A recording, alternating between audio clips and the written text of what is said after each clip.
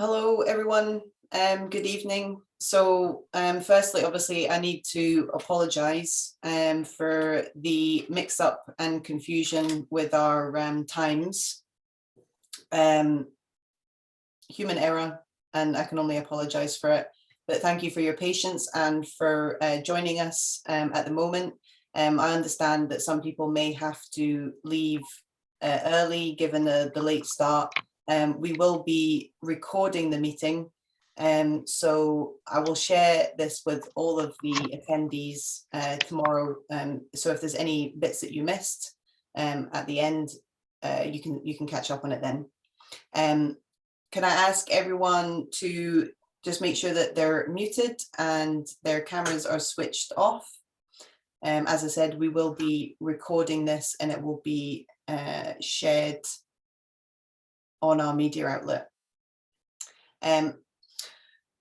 Right, so without much further ado, so good evening everyone and welcome to our third event of the EAA Invite series with Brown and Brown Architects. This evening we are very pleased to introduce Andrew Brown, who is joining us from the Brown and Brown studio in Stratton, Aberdeenshire, where he works with his wife Kate. The studio is itself a Brown and Brown project completed in March last year and is next door to their home, offering a work-life balance, which has been a priority for the pair and their practice, and just so happened to be completed around the start of the pandemic. Andrew and Kate met in Glasgow, where they both studied architecture, Andrew at Strathclyde and Kate at the Mac. Prior to founding Brown and Brown in 2010, Andrew and Kate worked in the Central Belt and then the Isle of Skye. Andrew himself spent time at Richard Murphy Architects, Rumjum, and Rural Design. Following which he began teaching at Robin Gordon University, which coincides with the move to Aberdeenshire and the launch of Brown and Brown Architects. Last year, Brown and Brown was selected as one of the 4 RIBA future winners. The resulting article in the RIBAJ explored their focused client selection process and featured a selection of their award-winning projects, which are by and large domestic buildings situated in Scotland. So while still a small domestic scale practice in rural Scotland, they have hired a number of talented employees recently. And this in turn has compelled Andrew to recognise and articulate the practice design principles and ethos, which we will hear more on this evening. Andrew is going to discuss his storytelling in architecture and the methods he adopts to develop and convey the concept of a building. So without any more delay to this evening, I'm going to pass over to Andrew and ask him to share his screen.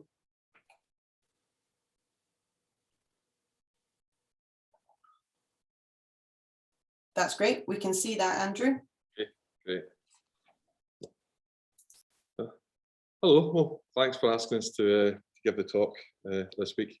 Unfortunately, it is just myself. Kate abhors public speaking and has decided that I can do this one on my own. So I'm going to talk a little bit about our practice and some of the things that interest us. I've endeavoured to not go on for too long. It's certainly not just a slideshow of our work, which is something that makes us cringe slightly. So we are going to try to talk about some of the things that we're maybe interested in. So a little bit about storytelling. I mean, it's quite a beginning, but we know how this ends. Everyone's going to die. So love everyone you love, then there'll be heat death, and everything in the universe will die. And if someone arrives at the very rational position that they can't function, as they know that we're all doomed, they're characterized as being broken in some way. But how do we all function with that knowledge? And the answer is stories. You know, so what do we want? What do we like? What do we want to do with our life? Stories are the distraction that turn our existence away from this dread. You know, so obviously Alice gave us a little bit of an introduction. We're a small practice, deliberately so. You know, based in the north of Scotland. We work across the UK, mostly on domestic scale work. Again, that's kind of by design. You know, so we're a small family firm. We have an almost kind of non-corporate culture, I would say, and a practice that kind of fits in with our life and a kind of live-work balance, which is really important to us, and we think it's also important for our clients as well. So it means things like flexi time, like I start work at 6 a.m. every day, and in theory finish mid-afternoon so that I can collect our daughter from school. I actually work from like 6 until 6, like many people, but that's the theory anyway. We actually think that that makes us more relatable to clients, rather than less. So this is our little studio in Stratton, which Alice mentioned. We closed our office in Aberdeen just before the pandemic, and more by luck than judgment, and moved to this little purpose-built studio that we had been building, which is about 100 yards or so from our house, which is over that way. So it's we had decided that we were fed up commuting really, and we wanted people to start commuting to us, which has certainly been the plan, and it's worked out well. We also think it helps us communicate to clients kind of what we're about and what we want to do. I would say that we're very definitely not interested in kind of being on the kind of conveyor belt of increasing project size, that I think is quite common.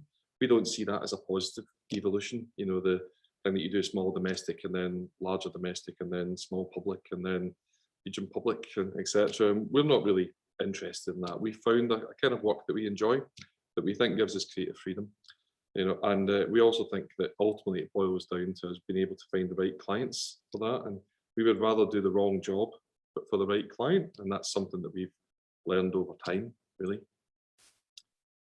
So that kind of leads us on to talking a little bit about narrowcasting, which is a cringingly marketing phrase, but it could be perceived as a lack of ambition, like I was just talking about the conveyor belt project type. I guess our thing is that we have found a type of project that we enjoy, that we think gives us creative freedom, that we want to become specialists in rather than being generalists. And I guess that's led to us passing up tenders for kind of larger, whatever that means, projects, in some kind of visitor centres and smaller and even medium-sized public buildings. But we have a kind of focus on what it is that we want to do. And we're very resolute in that, I would say. So the first project I'm going to talk about is actually, an example of a project that we've done, which, successful though it was, it actually shows the type of work that we don't want to aim for. That seems like a very strange thing to talk about, but it's not due to the type of project per se, it's due to the fact that it was very commercially driven due to how it was funded, which was via the EU, Historic Environment Scotland, and some of the fishery funds things. So budget was really absolute king. So the site was actually the only non-listed building in the Portsoy Harbour, which is an outstanding conservation area. So it was previously a ruin and a kind of stone skin. I mean, over the years, it had been many things. It had been a smokehouse, it had been a boat shed for storing boats. And the site was pinned between a rock face and a lane in the harbour. So no one really wanted it, so it came into the ownership of the charity, the Scottish Traditional Boat Festival, who were our clients. And really we started right away with the considerations of funding, the ringing in our ear, which was that in order to qualify for some of the funding that they would have to draw down, it had to be a lot of traditional elements of it, and it had to retain the stone skin, and it had to have a traditional roof structure. So this was our initial sketch, which straight away started thinking about slipping a new structure inside a repaired stone skin. So it was one of the interesting things about the project is that there was an opportunity to harness the skills that the client body had, and find a way for them to contribute to the construction of the building. They're obviously boat builders, they're very skilled in working with timber, and we wanted to find a way that they could have a greater stake in the building. So it was actually two ruins with a courtyard in between, and you can see with the grey hatched area there's clearly where the two ruins sat. So the glazed area in the centre became a kind of entrance and a kind of teaching space, a kind of tiered seating and pulled down screening that was available for kind of wider community use. But what we wanted to do was really to create a space and a volume that had an express structure, and that sat comfortably within the context of the harbour and dealt with the considerations of the rock face and things to the rear. So one of the key challenges with it inherently comes from the funding and the structure, which is that Historic Environment Scotland didn't want any openings in the stone skin, but at the same time having a building that was almost entirely lit by artificial light didn't seem like a particularly sustainable approach. So that led to us bringing light in from the ridge, and that was kind of a key driver for it. And I think that that's a way to trace directly a design consideration back to the type of project that was delivered. So as I say, we saw the client body as an opportunity rather than a hindrance. That we started to produce step-by-step drawings that were not necessarily what we would produce for the contractor, so that the lay people, although very skilled lay people of the client body, could understand the process for actually putting on the timber linings, which is something that they can edit and change over time. It's not necessarily a fixed thing. And this is the finished building that sits in the harbour. It sits relatively quietly, we think. And the gable actually had to mimic the form of a gable chimney to the harbour, which was to hide the kind of roof lights behind. Again, it's directly a design consideration that was linked to the method of funding, really. And so that's the existing openings. Yet again, we couldn't actually make any new openings within it, so it was more about celebrating them and creating a glazed link space between the two ruins that could really bring in light at that point and act as a kind of workshop and teaching space. And internally, it's a very simple building. It's a kind of expressed industrial style. So the client body lined all the timber and did all the finishing works in timber, which it wasn't just about budget, although we were certainly stretching the budget as far as possible, just getting a building of this size for a little community group like that. It was actually more about giving them a stake kind of in the building, which is, I think it kind of pays dividends in the long run. So that was certainly one of the most attractive parts about the project for us. And it's down to little details like the steel bracing. I mean, it's actually a zoom. Yeah, the steel bracing, has little eyelets that allows them to put pulleys through it and to kind of hoist up blocks from the building bolts. So it was a very much an expressed kind of style linked to the use of the building. However, it very much actually came to represent the kind of buildings that we don't aim at. And I don't mean by that type of building or the style. I mean the fact that the way it was procured and the client, though great, was entirely driven by public money. And it is not a project that you could describe as enjoyable, although it's certainly enjoyable retrospectively. And we kind of used that as an example of something that we felt that we did well, but that isn't where our heart lies. So, and I guess this is where I kind of like to start talking a little bit about not necessarily architecture, but we became interested kind of in how you tell the story of a building, or how you tell stories to clients, and how you tell stories about the practice. And the fact that storytelling is something that I guess all architects are trained to do, and to an extent, instinctively, I would say, and I certainly don't want to teach grandmother how to suck eggs just now, but I thought I would have a little, talk a little bit about storytelling, both inside and outside of architecture. So it's really about curiosity, which is entirely relevant to everything that architects do. I mean, for anyone that has or had children between the ages of 2 and 5, I think you'll know that children ask 40,000 explanatory questions on average. And the fact that babies are drawn to images that they don't recognise, in studies, which shows that really it's information gaps that are the driver of curiosity. So, I mean, to talk about kind of film a little bit, for any of you that know it, one of my favourite films, which is Lost in Translation. And at the end, you don't know what they say to each other. And it drives you crazy, but it's also why you continue to watch the film. It's also what, over and over again, it's what drives a curiosity and an interest.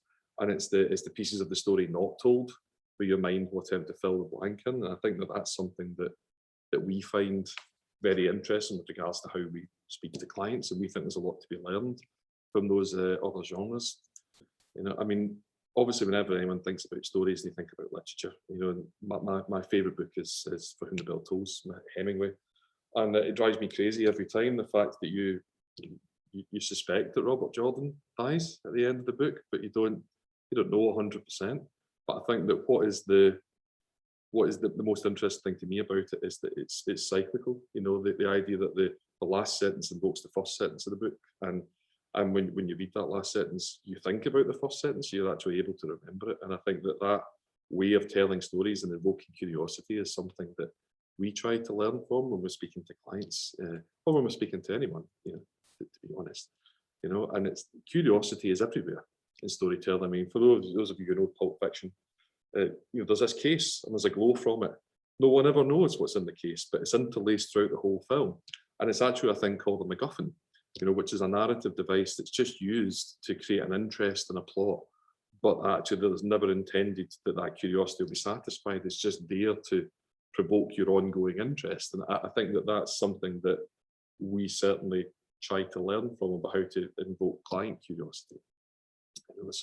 And there's actually many ways that you can invoke curiosity. So it's the posing of a question, or we all know about cliffhangers from TV, about an unanticipated or unknown ending.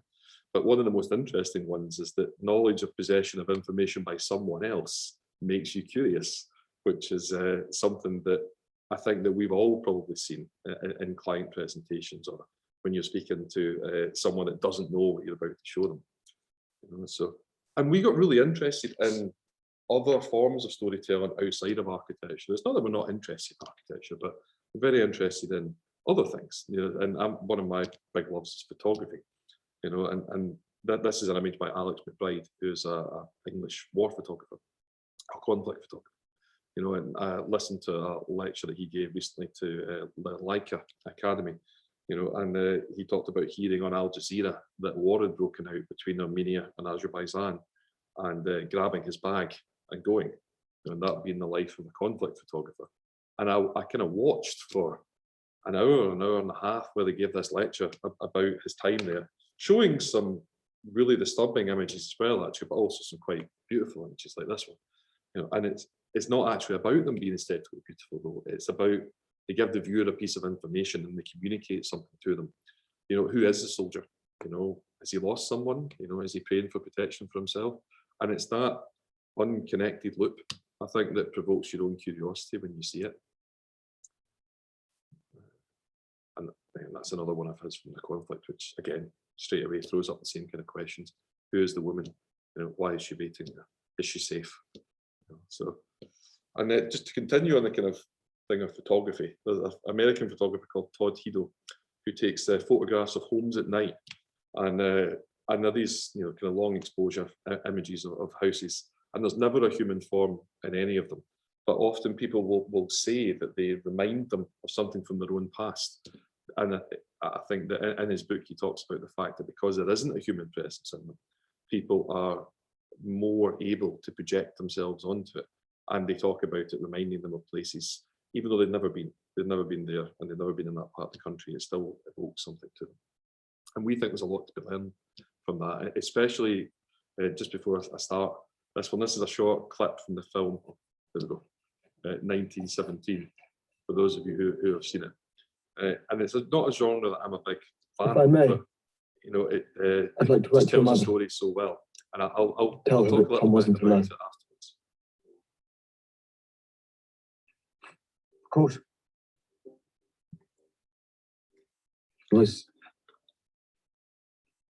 was a good man. Always telling funny stories. He saved my life. Oh, I'm glad you were with him.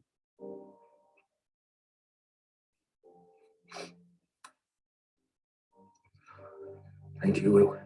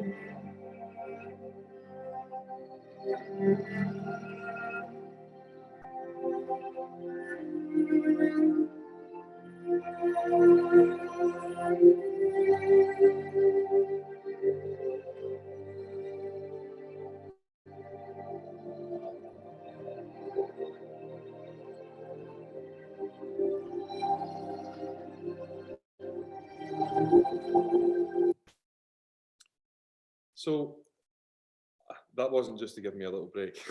That's the person who did the cinematography for that film is a legendary guy called Roger Deakins, who is really the master of cinematography. And for those of you who haven't seen 1917, it's told as a single shot, and you don't really know, you haven't really experienced a film like that before.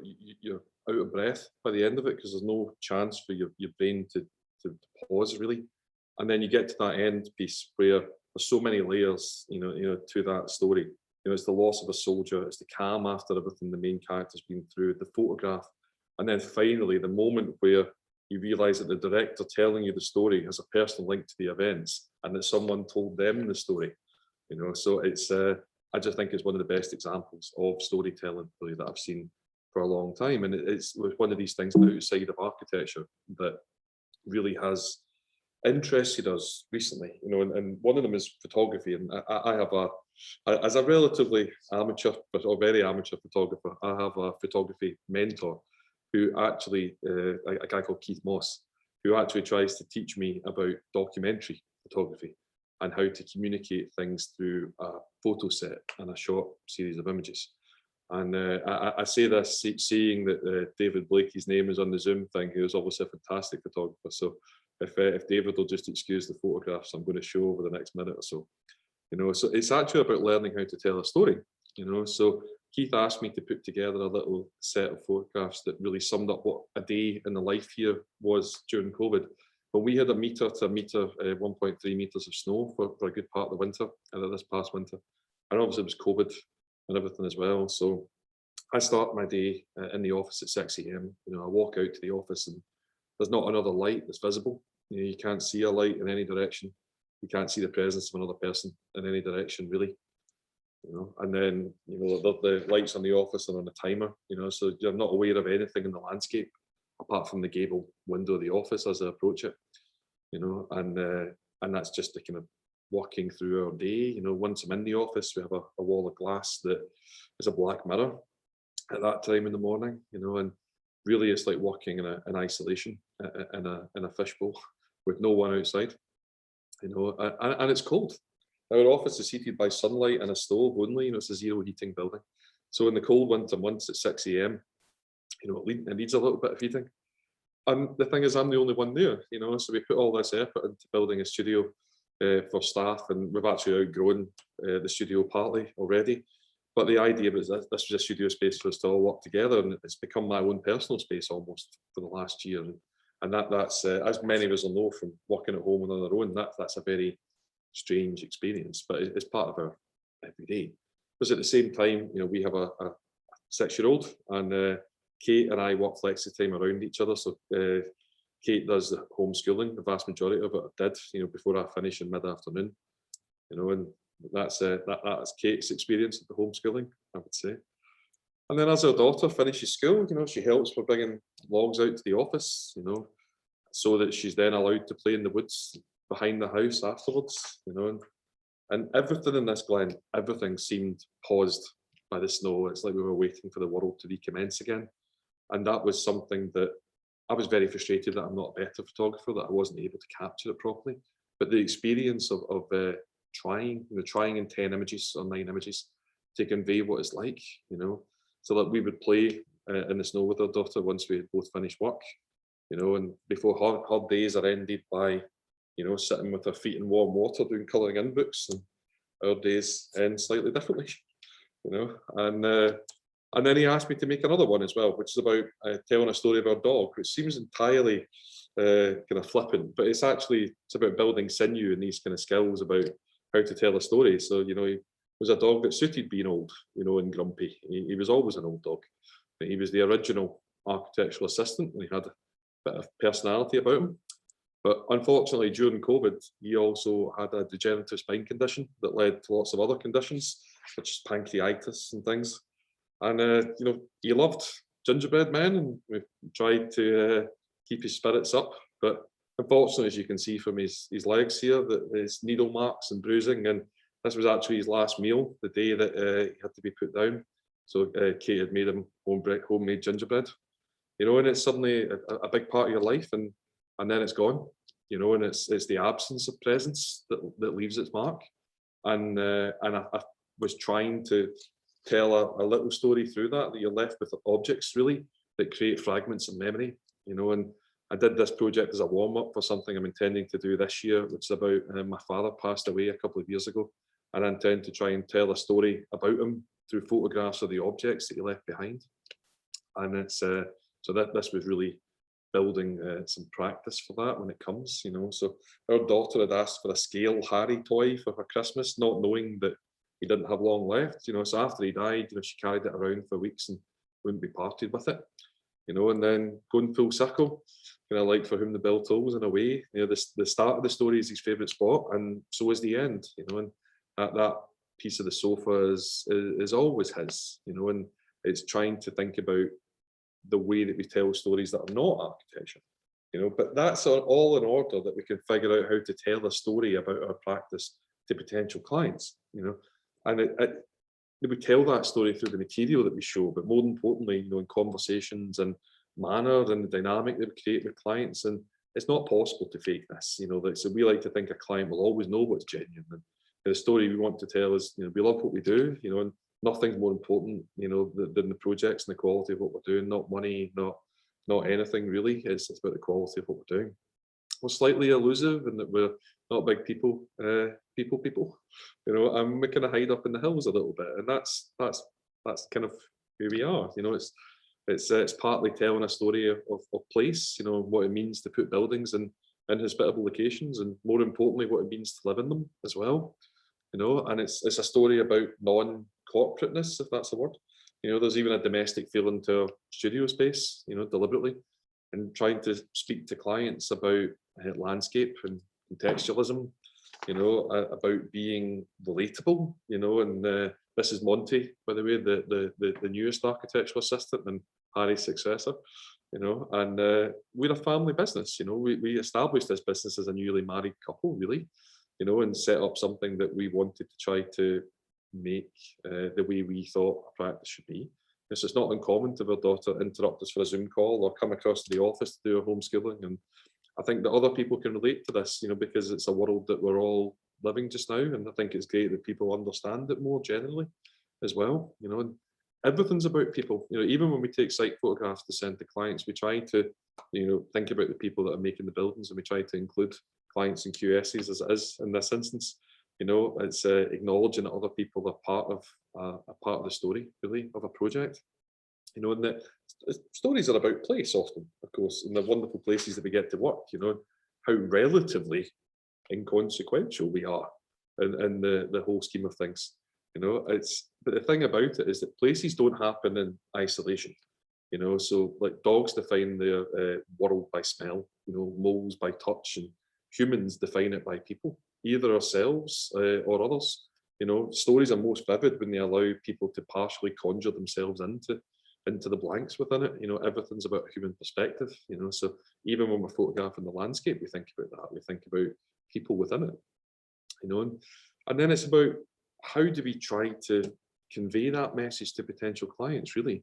After all, it's a relationship that we're looking to create that's got to be right for both people. We don't want projects that we're wrong for. And I'm sure clients don't want projects that we're wrong for either. You know, it's certainly not a snooty. It's actually about trying to obtain quality. You know, so one of the things that we've hit upon, and we hate marketing in general, I cannot stress that enough, is a thing called story brand, which is actually, it was something that I understood as soon as I saw it. And after reading it, I saw the framework for it everywhere. That, a character with a problem meets a guide who helps them, etc. And even when you know to look for it, Star Wars, I warn you that this is the first of my 2 Star Wars references in this talk. A character look with a problem, the Empire, meets a guide, Yoda and Obi-Wan, who give them a plan. The Force calls them to action. And then what happens? Well, if they fail, the rebellion's cursed, and if they succeed, the Death Star's destroyed. And once you've kind of read about these things, it ruins films and things for you, because 90% of them fit in to this rough framework. So what we actually try to do is that there's 7 stages to that. So we try to put the client in the center of everything. And I know it sounds cheesy, but it's part of what we do anyway. It's so obvious that it's true. It's not about having ego. That you're privileged enough that they're asking you to help them with their building. That I think it's important that we don't forget that. Clients are intelligent and capable, but they need our help. We also need their help if we're going to have the opportunity to do the things that we want to do. Most of our clients are desire driven, but they're time poor, and they need your assistance. This is my second and final Star Wars reference, but they meet a guide. It's important that the client is the hero of this. I know that sounds cheesy, but they are. It's them that's doing something. We are helping them with it, and through that we're getting to design the things that we want to design, which is a fantastic thing. Everyone sees their life through the prism of themselves, and clients are not any different. We're not any different. And I'm going to really ram this hero and guide metaphor home. So you've got Rocky and Mickey, and from one of my favourite films, you've got Steve Zissou and his son. It's one of the many films ruined for me by learning about the story brand framework. So we actually try to tell clients that we'll help them get to where they want to go. I know it sounds so silly. It's not about solution. People should enjoy the journey as well. It's not something that domestic clients will do very often in their life. Most people commission one building, if any. That as a result, we don't just want to offer them the result. We want to offer them the process as well, and that it can be an enjoyable thing. We try to put clients in the middle of their projects, calling on their input, liaising with them, building trust in both directions, and that we'll help them through the project. It's important that they don't just feel as if they are there to pay invoices. They're there to be an active part of the project. So they avoid failure. I would like to, I'm not picking on the person that did this. I Googled worst designed house in the world, and this is what came up.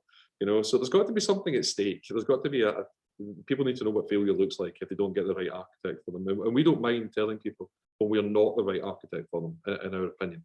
I think it's something that's really important. It's important for them to know what success looks like. I mean, this is one of our projects that's finished during the pandemic, or at the very start of it. So it's important that clients understand that if they get the decision right, then it will pay dividends. So this isn't as bad as it sounds, but this is a little bit about telling stories to clients. So it's really, I'm going to use this as a vehicle to talk about just a few projects. And so this is a project just outside Aviemore. It was an existing house with an adjacent steading, sitting in Rothiemurchus estate. So it was an island of a privately owned house in the kind of sea of Rothiemurchus. And the client wanted to create a house where a wider family could gather. They're one half of the clients from the US, and they wanted to have a place that family from across the world could come to, and where they could also perhaps end up living as their children get older. So the original brief was to reuse a steading that was located adjacent to the house, but it's presented some challenges. As it was 6 meters away, and it was 3 meters lower than the house as well. So these are just some of the kind of before site pictures. So the site's actually tucked away up a track, so it's not really visible, like from the public realm. And it's as you can see on the right, it's the house, and the steading on the left is considerably lower and a bit further away, and you can kind of see it here. So what our initial kind of response to it was that it's tucked away in the trees. You can see Aviemore in the distance there, and the starting point really was about, we often begin by writing a simple description about what we're going to do. I actually start every project by writing some kind of key phrases, that have entered my head after visiting the site. So it was the idea of creating a barn-like volume of timber and glass, but it sits on a heavy plinth. you know, and then that between old and new we create a very light link. And we were also very interested in that idea of there's a track that leads down, and working with the existing topography and seeing a building emerge from the trees and cantilever over that track if possible was the initial concept. And you know, that idea of something very heavy with something lighter in nature above it. And I'm actually about to play the second of my two films, which is a little film made by Ewan from Wilding Film, who's actually also a client of ours. He made a very short kind of 1.5-minute film about the project, which it was quite exciting to work with a client in a different way and become their client, and it was I think it's going to help with their project overall. You know, but I'll just play this short film that Ewan made for us.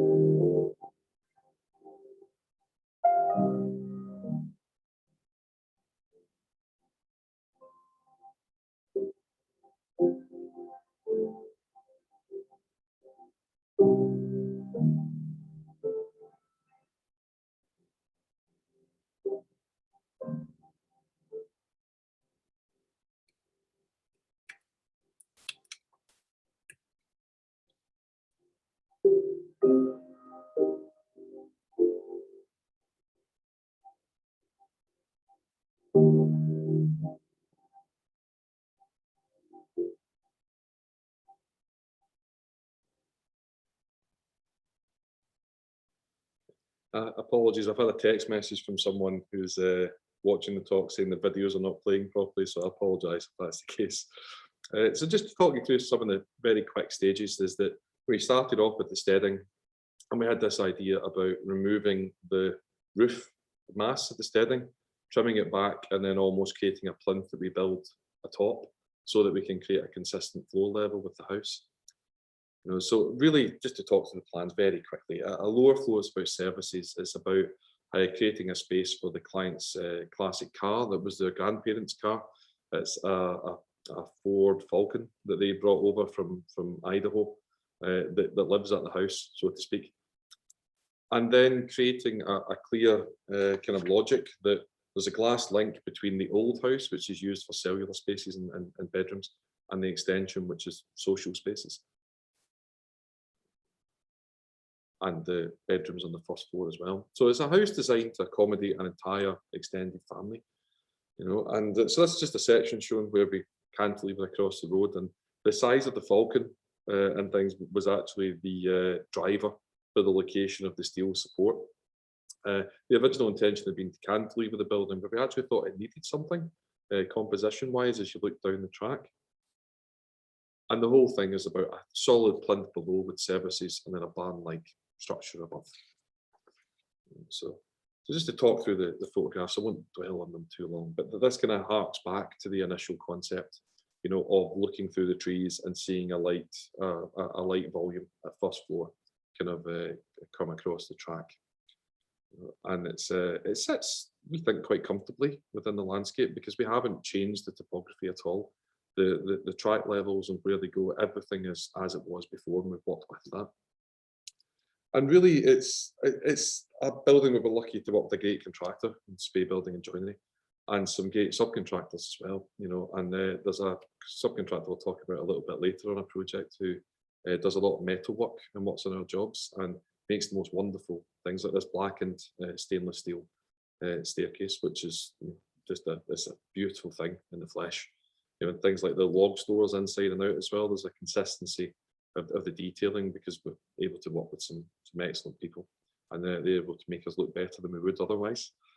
So just moving internally, it's really a building that's it's conceived as a barrier between the back of the site and the view, with certain holes punched through. So from the dining, you look right through there, and so that's the dining from the outside.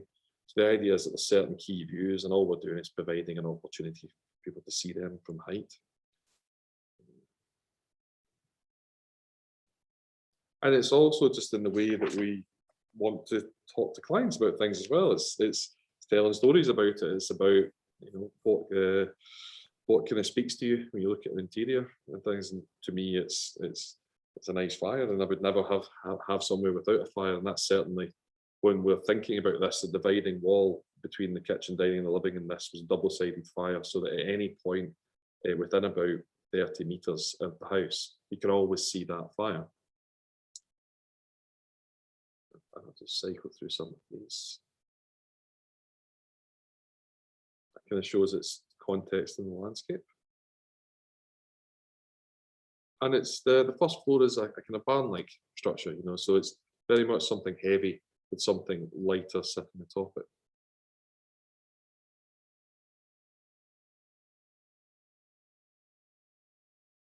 And it's about framing views. That's the thing. There are some places where we have large expansive views, and there are some places where we want to focus in on something specific, such as the master bedroom.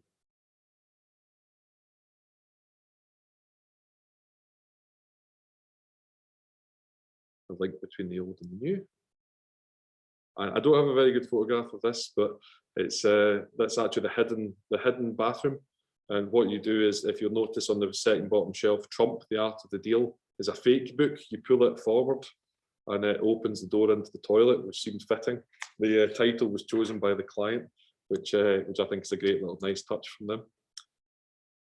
Secondly, I was going to talk a little bit about a project that we're actually just about to put in for planning, that we've only just designed in the last month, which is a house in a place which is not that uncommon for us, but most of our houses are in the landscape, whereas this one is in a different context, which is the town of Bankery in Aberdeenshire. So the clients had actually already been all the way through to tender stage with another architect and another design, and it wasn't about budget or anything. They just didn't feel as if it was worth it to them. They weren't excited by it, so they wanted to reconsider and go all the way back to the start. And the brief was really about making them excited. That was almost the entire brief, was that they wanted something that would give them a degree of excitement. So they've already started the access, but it's a sloping site that was formerly orchard for the large Victorian house next door.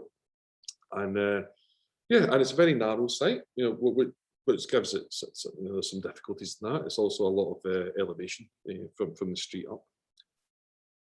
And you can see the Victorian villas sitting on each side there. And really the whole generator for this project was the idea of a triptych, of stone, light, and then timber and grass, conceived as a stacked volume. So it started from this sense of a simple kind of linear language.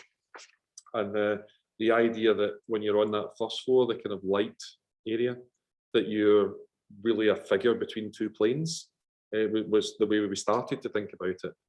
And then we realized that actually that top surface, we wanted it to be more than just a plane. We wanted it to have a tactile quality, which actually came from a geometric blanket that we have in the house. But that idea that we wanted it to be more than a plane, which I'll show you in a little bit how we've kind of approached that. And it was also about clearly zoning the building, that the further south you come, the more public it becomes, the more social spaces, with the kind of darker spaces, more private spaces to the north at the back. And about creating 4 blocks, which you'll see when I show you the plan, that are really a filter for moving from private through to public. So the plan really on the lower floor is a stone plinth that has, you know, a kind of snug couple of guest bedrooms and utility. But then when you come upstairs, and the building isn't really explained well on plan. I'm going to take you through some images in a minute. You know, like, so it's about these 4 blocks, you know, the kind of stores on the left that you see scattered across the middle. And that acts as a filter, that everything to the south of them is very public and very open. And everything to the north of them is more closed and has a different character about it. And this was how the idea of having a roof with some sort of feeling of kind of tactility kind of manifested itself, was through a timber grid shell. You know, with the social part of the house, you know, the living, the dining, having dwarf walls, which you see there, that actually address a entrance hall below you, which you'll see as we talk through the project a little bit. And it kind of manifested itself exactly as we intended, really, as a design, you know, which is a house that sits on a stone plinth with that light first floor. And we've actually got a much thinner roof profile than that image suggests now that we've detailed it up. So it's coming together, we think, fairly well, you know. So that just shows kind of how it sits in the landscape, and the fact that when you come in into the plinth, what you're actually met with is an entrance void. So the idea is that it's the last thing that you might expect when you're going into the ground, into a heavy plinth, is that you'll have a double height space with a sculptural stair. And then on each side of you, the white dwarf walls you can see there, they address the dining and the living, and they allow them to look into that and connect on different heights. And then that's the dining looking into that space. And so that's something that we're working on at the moment. So it's just about to come for planning next week. And it's one that we're quite excited about, actually. I also thought I'd talk a little bit about a project we finished a couple of years ago, which is was for a great site just on the rear slopes of Benihee in Aberdeenshire. And it's a house for a doctor and a geologist. And the main considerations were really that it was suitable for their family life, but also that it preserved the stone ruins and the rocks that punctured the surface of the site. So a big part of it was assessing the site and all the little places where rock formations or ruined walls, break the site. And the intention was to try to find a site for the house that doesn't disturb any of them. You know, because the site itself was actually previously home to several farmsteads. It was obviously quite a prosperous location in the past, and there's lots of dressed stone, and it was a really nice spot. But trying to put a house of the size that was required on it was quite difficult without touching any of those walls. So our idea was that as there's no place large enough for it, what we'll do is we'll build a new masonry wall within the site, and then the house will be suspended by that, rather than having to touch too much of the ground.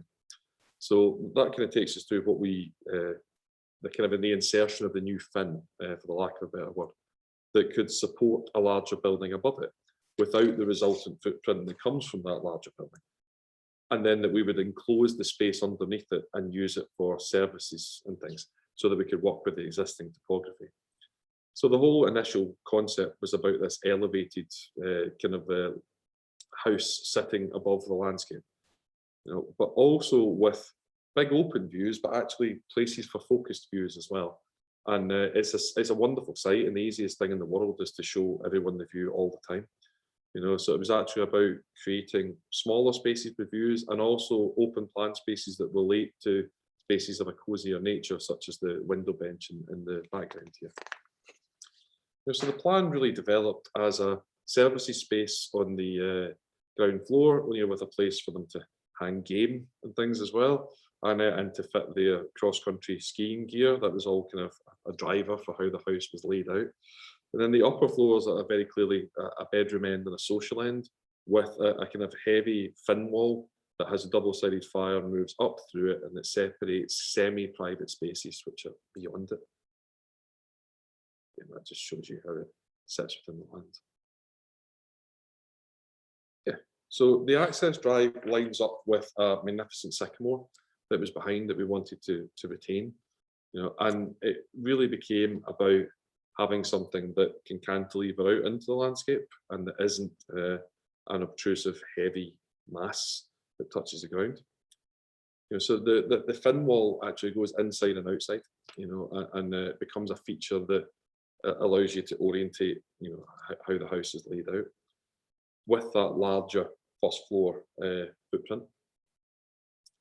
And I was talking about wide views versus focus views. So the social spaces have the wide views, which address the rear of Benihee and things. And then we have these opportunities to create, more focused places. Like this is the treehouse seat, so that just really looks at the magnificent sycamore, and it feels as if you're sitting in it. Was the kind of intention behind it.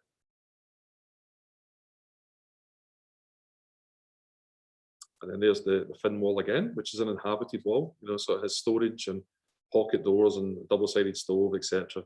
And it's made out of smoked Italian clay bricks, which are all different. They have a riven surface. No one is the same, which is because they're baked twice. So it's a beautiful material, but an unpredictable one at the same time. That's an example of one of the focus views from the house, which the kitchen windows line up with the hill of Dunedere, which is several miles away and has a ruined castle on it, which you can just about make out there. And so there's the book-lined snug. It's awaiting a cushion. The client's quite utilitarian, and it's about creating those little spaces that children or adults even can take themselves away from the main social spaces and have things that are on more of a human scale, such as the Benihee bath, as it was called. I also thought this would be a good opportunity to talk about finding the right clients and then finding you.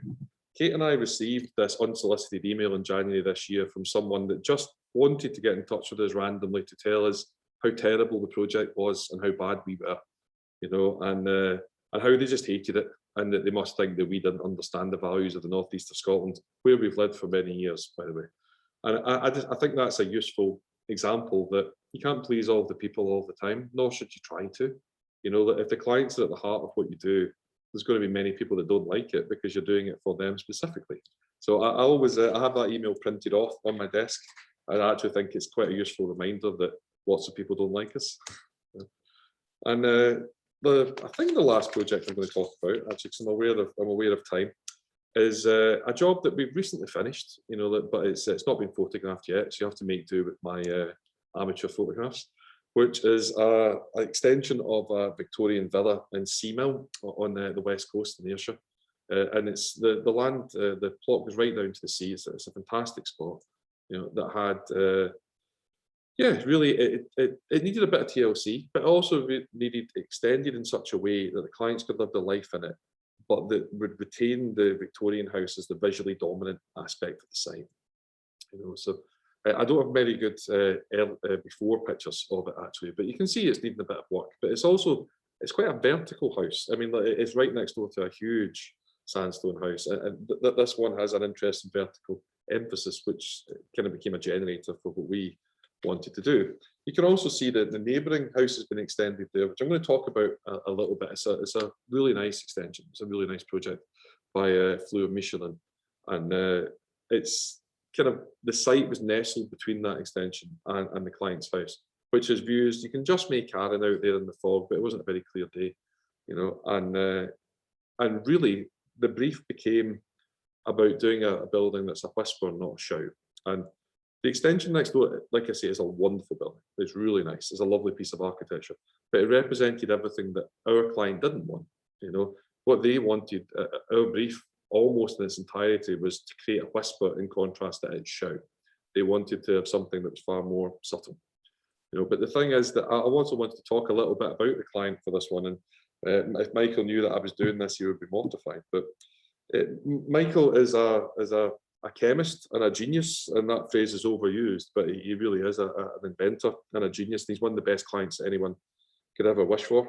And he's a perfect example of when you find the right clients, you can create a dynamic and a relationship that goes beyond the project that you're doing. We've now done 2 projects for Michael, and we've got another 3 in the pipeline that we're doing. And the relationship that we have is such, and the reason this slide's in here, is that when COVID hit, and no one knew what was going to happen in the world and what kind of place it was going to be. And one of the first phone calls I received after everyone worked from home was from Michael, who wanted to let me know that if we got into any trouble financially during COVID, that he had to be our first phone call, and that he would help us no matter what happened. And it wasn't, and we didn't have to pay it back. It was about making sure that everyone was okay. And I would have sold a kidney before I would have taken him up on it. But the idea that we created a relationship with him so strongly that he really cared what happened to our practice, really set the kind of yardstick for the relationship that we want to have with all of our clients. Not that we want them all to offer us money, but that we want to have that positive relationship with them all. So to go back to his project a little bit, so the plan fills the space between the boundary wall where the outbuildings were, these kind of dank, dilapidated outbuildings, and the existing house. It's a single story extension in addition to the works we've done to the house. So it has a green roof, so it sits quietly in a horizontal manner next to the vertical emphasis of the other house. But it works with the existing step of the land. And we wanted that to step down and mirror it for a couple of reasons: to be unobtrusive from the rear, but also because it's best practice.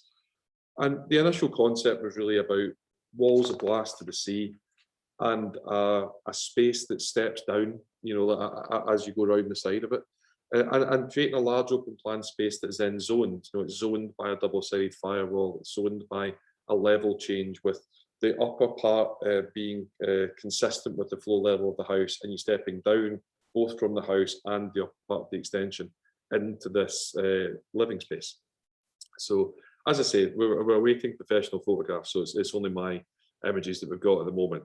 Like the paths are all protected by ply and bricks. You'll have to excuse me, But it was the idea of creating something that, our extension sits very quietly, I think, within the context of the other buildings that are there. And it even allows us to create a small courtyard space, a quiet space, because we deliberately block the view of the sea, really, apart from that one focused view through, which gave the client the opportunity to create a sheltered garden, which living on the coast is not something that you have particularly often. And really, by blocking that view, it was about creating an axis that really allowed you to glimpse through. That actually lines up through to Aaron. And this is modelled here by Robert, who is the blacksmith that I mentioned previously, who is a metalworking genius, who makes a lot of bespoke metalworking for our projects. But obviously we were lucky on this job to work with great people, as well. This is Paul the joiner, demonstrating the hinged mechanism for the shutter that he developed, which works beautifully, I think. I can say that because in print, people will assume we should get the credit for it when we shouldn't. And it's just all those little nice touches that if you build the correct relationships with people, actually we're the ones that benefit from that. And really this building is all about that. It's all about creating a space that's relatively quiet and takes a back seat to that context, and use these nice examples of detailing. And this is a blackened stainless steel wall, and it goes inside, outside, both vertically and through the glass. And we've echoed that black stainless steel detailing where we've punched through the old wall of the house, in order to consider that the junctions and things, they're all considered and they tell the same, they're from the same language. And it's about creating those level changes, things. And we feel as if it's fairly true to the initial sketches as well, and again, very lucky to work with great people. So this is from Joseph French, the kitchen company in Edinburgh. Everything's bespoke, everything's handmade, and it's not actually about money at all. You could go and buy a kitchen much more expensive, but this is designed for the client. It's entirely bespoke. They listen to them. They created something that fits in with the space, and it's conceived as a piece of furniture. It's covered up there, unfortunately, but that island is, it's an island on one side, it's a furniture unit on the rear, and it's something that really brings the whole space together. But we've also not neglected the old house. We've actually renovated it, insulated it, stripped it back, relined it. They've done things like retain the stained glass and have them fitted into the new modern sash and case units. So the old house is a very important part of it. But what we've done is actually quite a quiet thing. It's a low glazed elevation that faces the sea. It really is glass and very subtle steel T. And these are the kind of details that we're able to have just because we're working with, some great people, really. And it's that's really me come to the end now, so apologies for maybe rabbiting on a little bit longer than intended. Thanks very much, Andrew. Just going to put my video on. That was great. So we've asked everyone to put any questions in the chat box, which if anyone else wants to ask other questions, that'd be fine. I think Yael's asked about a sense of place. So you know, they're saying that your architecture, do you consider yourself to be a Scottish architect? And if so, how would you create a building in another place? I was actually asked the exact same question for research for someone writing a book recently, and my answer was no, no and yes. But I certainly consider myself a Scottish architect. I think that I think we as a practice certainly draw from that, you know. But at the same time, I think that an approach to context is an approach to context to an extent, you know. And we are working outside of Scotland at the moment. We have projects in Devon and the New Forest on the west coast of Ireland and things as well. And we adopt the same approach on those projects as we do in the north of Scotland. I think that contextualism is contextualism to a certain extent, but we very much draw references from Scotland. And it used to really annoy me when people use the phrase that Scottish architecture was Scandi, you know. And of course there's great Scandinavian work, but it used to really bake my noodle that, you know, when there's a lot of great Scottish firms to draw inspiration from as well, which we certainly do, you know. And there's a lot of work from people that have went before us that we reference regularly, you know. So yes and no is the answer. We consider ourselves a Scottish architect, but we don't think that means that an approach to context, you know, kind of as a strategy is inherently different elsewhere. Do you think it's easier to build architecture in beautiful places? I think it makes you look better. I don't think it's easier. I think it's more difficult, because I think it's great as long as it goes well, you know. But I think that the pressures are higher. I mean, we've all driven around and seen horrendous buildings in fantastic locations and commented on it, you know. That we've all done that. So I think that it's easier to photograph a building in a fantastic location. I don't think it's necessarily easier to do one. I would say though that, sorry, just to expand on that, that context is everything. That we've got a house that's 90% finished just now. That is the most difficult thing we ever designed, because it was on a flat site, and there was no real context. It's quite nice views in all directions. There was no constraints. There was nothing that made it difficult. And we lost an absolute fortune on the design stage. I mean, an absolute mountain of money. I think we probably spent our fee 3 times over, because it was too easy in a way. There was no context to actually relate to. It was like blank page syndrome, you know. So I think the context is definitely a big driver. Do you think that's driven, because some of your kind of architectural approaches are quite strong and I mean, I want to say willful, but I've seen willful used as an insult. I don't mean that. I mean they're quite kind of bold. And is that sometimes because of this problem that you've got a field, and what is your context other than that? You know, where I think it maybe came from is a frustration when we moved from Edinburgh up to Skye, you know, like when we were working out there, and we found that this, and we've all experienced this as architects, this presumption for the traditional, but not the traditional also. You know, that the traditional meaning a white house in the 20s, not a black house from before that. You know, in these suburban white rendered boxes with the black pointy hats that you see 1.5 story all over the landscape. You know, 1.5 story is one of my pet peeves, the idea that we are so miserable as a nation, we don't allow people to stand up in their bedrooms, you know. And I think that it becomes as a reaction to that. I don't think that being contextual needs to mean being ashamed. That's the thing. I think that you can react to context by actually being proud of what you're doing. I think that need to always hide is something we've always found quite strange in planning legislation as well. And obviously you get lots of great planners that are what allows you to do these willful buildings. You know, so I certainly wouldn't want to decry planners at all. But I think that perhaps it's just a reaction to a kind of almost everything gravitates towards traditional, and traditional seems to mean almost being ashamed of what we're building.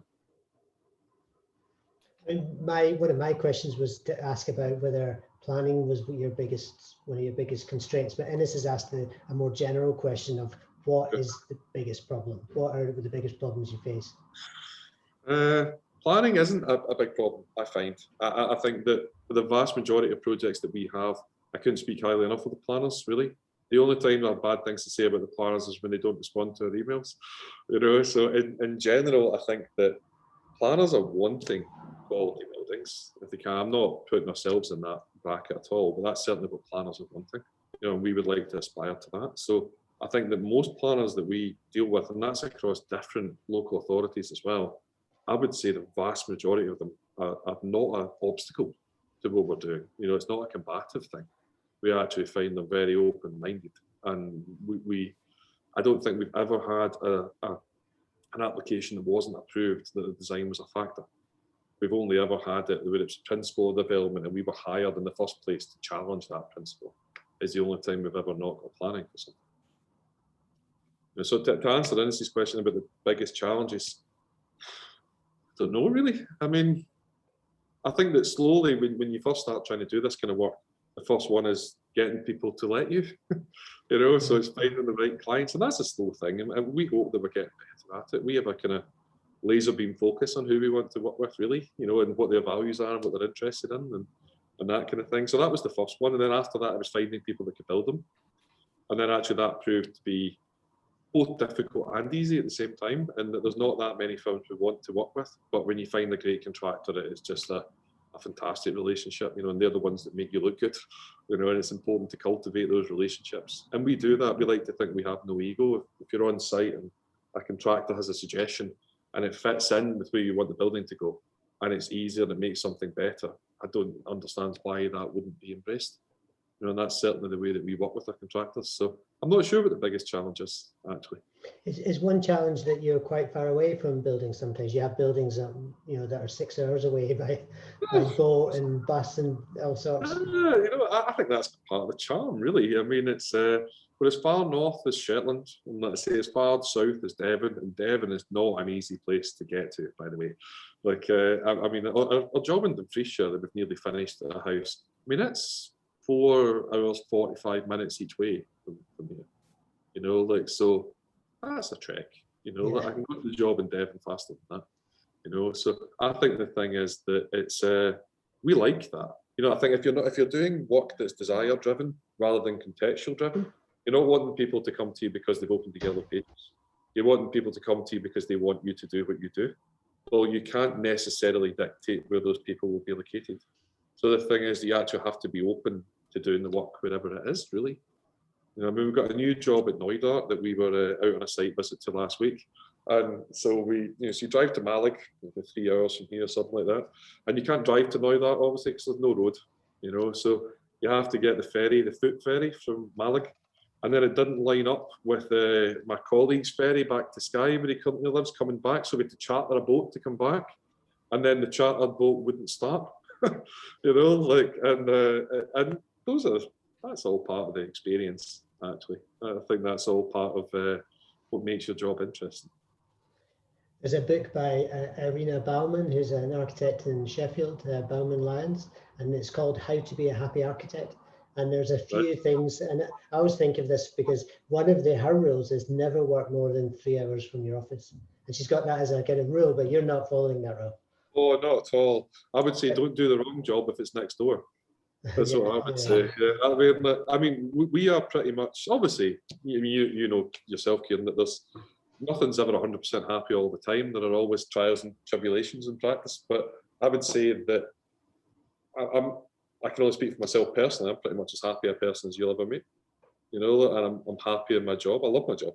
You know, I've tried to make a practice that is what I want it to be. We treat people the way we would like to have been treated ourselves when we worked for other people. You know, and it's the problem is getting me to stop work, not start it. You know? Yeah. There's a few more questions in the list. This is great, everyone. Thank you. So I think Zoe's asked about a lower emphasis on work to existing buildings. So do you prefer the new building work and freedom it brings? Is that the issue? No, I wouldn't say that we prefer new builds. Perhaps it obviously brings a degree of creative freedom. I think that's obviously everyone knows that. But at the same time, there's a nice challenge about working with an existing building. You know, that's a context. And the way placing a new building in the landscape's a contextual exercise. Trying to figure out, like the C-Mill project, for example, trying to figure out how to be quiet next to that building is a contextual approach. You know, and that was the same thing with the Port Soy project. How to figure out how to be quiet but not ashamed is the thing, you know. So the C-Mill project has got a strong form, but when you view it from the water, what you read is the house. You know, it's when you get to the bottom of the garden wall, you view our building. You know, but you only view our building after you've seen the extension next door. And I'm quite happy with that. That's kind of how we wanted to approach it. So existing buildings bring a different challenge. I mean, Kate was a conservation architect, you know, like in the past, she worked for Simpson Brown, you know, that's where her interest lay, you know, so it's certainly something we are interested in old buildings. We're working on a number of them just now, but it really just depends. You could be asked to do a terrible new build and you could be asked to do a fantastic extension. It really just depends on the project, really. And this is also asked about the steel staircase and who manufactured that, the black and steel stair. Well, that's telling you how the sausages are made, really. But it's actually made by Robert, the guy who was in that photograph. It's a company called Metal Manufacture. Robert is a genius in a small shed in Dingwall. You know, so I met him through a furniture maker friend of mine, John Galvin, who you know, like Robert will make metal work for £400,000 bits of furniture and that kind of thing, but he'll also make an entrance canopy for us if we need it, you know, and it's just someone that is the absolute top of their craft, you know, so like working with them is just a delight, you know. Like, so how did you manage the cold bridges in a few of those things? There was one, you know, the fireplace that went outside and in. Do you have thermal breaks at the glazing? Yeah, or yeah, we do. I mean, what happens is there's a masonry structure to that, and then actually where the window frames go into that masonry is a clear channel cut through, so the masonry doesn't bridge across it, you know. And then one window was fitted, and then insulation was fitted before it was fitted from the other side, you know. And then on the outside there's access to an external rainwater pipe that is hidden behind the cladding, you know. So that was all insulated as well to reduce the thermal bridging. And the same thing happened as it went through the roof as well, you know. So we really thought about bringing in the roof element and the windows element as insulated pieces, and we couldn't allow the masonry to touch them, you know, so that we could insert those kind of insulated zones. But yeah, it's a real problem, as I'm sure you know. Whenever you want to do something like that, it's a delight. Yeah, it's difficult. So there's one about the last question here was about finding the right clients and projects. How would you advise a new architect to do that? It's not any different. It's about dragging yourself inch by your fingernails towards the stuff that you want to do. And there's nothing glamorous about it. You know, the work you do begets the work you get. You know, and I think that, you know, our very first job was putting turning a garage into an ensuite bedroom. That was we didn't start with any money, with any links, with any friends that wanted jobs, with any family that wanted jobs. We started with nothing, you know, and that was fine. We did that, and we did it 100% better than the client expected. And then someone else saw that we had done that, and they asked us to do something slightly better. So we tried to do that 100% better than the client was expecting. And it's about slowly grinding yourself towards what you want to do. And then as we started learning a bit more about marketing, and, you know, we were able to bring in a company to do our website and that kind of thing, 42, we were able to help us figure out what values our clients have, what they like, what magazines they read, what do they think, you know, that kind of thing. I also think saying no is really important. Saying no and having integrity to not do the jobs that you want. Doesn't matter how small you are or how much money your practice is bringing in. If you do the wrong jobs, that's the jobs you'll get, you know. So you actually have to say no, even though it hits you in the pocket really badly when you start now. Yeah, I think that's the most important thing, is do not do the jobs that are not what you want to do. When we spoke before, Andrew, in the run up to this, you mentioned about a business book that you thought had been really useful. I think it was called E-Myth, and then the architect version. Well, I mean, just for context, I mean, I hate business books, but I have a friend, and I'm going to say it because I think he might be in this talk, Barry Reid from Organic Architects. And Barry is the business book guru. Right? It doesn't matter what business book Barry's read it. You know, and so Barry sends me books, 90% of which are absolute rubbish, if you're listening, Barry. And but this E-Myth thing, it was written in the 80s, and it's about entrepreneurship. But then it was, the E-Myth Architect was brought out, I think 5 years ago, something like that. And it's half written by the guy that wrote it originally, and half by an architect who's put it into practice. You know, so like most of the marketing books, not everything is for you, and it's important to understand it's fine to say we're not doing that. That doesn't chime with how we want to come across, you know. But it's just learning things like systems was the reason we were speaking about it, Alice, I think before, you know, and that we have as we're growing into a practice, which is what I like to think is happening just now, it's important that if I'm hit by a bus, nothing stops, and so we have a system for doing everything that we're rolling out, house rules it's called, so it doesn't tell you what to do, but it tells you how to do it, so if you're going to answer the phone, it doesn't tell you to press the green button, but it tells you, what to ask a client, and it seems obvious, but if that's not your job, and you're suddenly asked to do it, how do you know? And it covers everything from how do you analyze a site to what is our design ethos to how do you put hashtags on an Instagram post. I mean, it literally covers everything that we do. It's taken me 10 months to write it. I think it kind of feeds into the idea that you were saying before. And if there's something that you want to be seen to be doing as part of your practice, then it's about implementing that and then putting the processes in place. So if there's certain clients that you want to work with, then just slowly but surely focus on that and work your way towards it. It also came about because I was really keen, as we are growing, and we're still small, there's only 6 of us, but as we're growing, I don't want it to be myself and Kate with people who work for us. That's not what our ambition is. Our ambition is to have a practice, and you want to hire people better than you, more intelligent than you, more creative than you, that can do things that you can't do. So the whole thing is that if you're going to give them the freedom to kind of do the things that they want to do, you still want it to be within the context of your overall practice. So the way to do that, I mean, I haven't written these procedures in isolation. I've pulled in input from the other people who work with us as well. So the idea is it's a living document. It's not something that's prescribed upon them. It's something that we'll all follow. Even writing it down helped me formalize some things. And I thought, why do I only do that sometimes when I'm speaking to a client? Why don't I always do that when I speak to an initial inquiry, that kind of thing?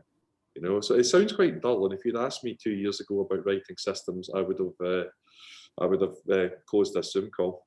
However, as it actually comes now that there's more people, and we all want to do the same thing, and we all want to go to the same place, it's actually a really helpful tool to have. I think if that's all right, then I think, Andrew, would just like to say thanks very much, especially given our problems with Eventbrite tonight, and apologies to everyone who's attending as well, the mix up with the times. We're not 100% sure why that happened, but Andrew, it was a really interesting talk, really eclectic and unusual kind of approach to a talk as well. But your work's great, and we're admiring it from afar, and keep up the good work. Thank you very much. That's great. Thank you very much, everyone. Cheers, Dan. Thank you. Thanks, then. Good Thanks. night. Bye.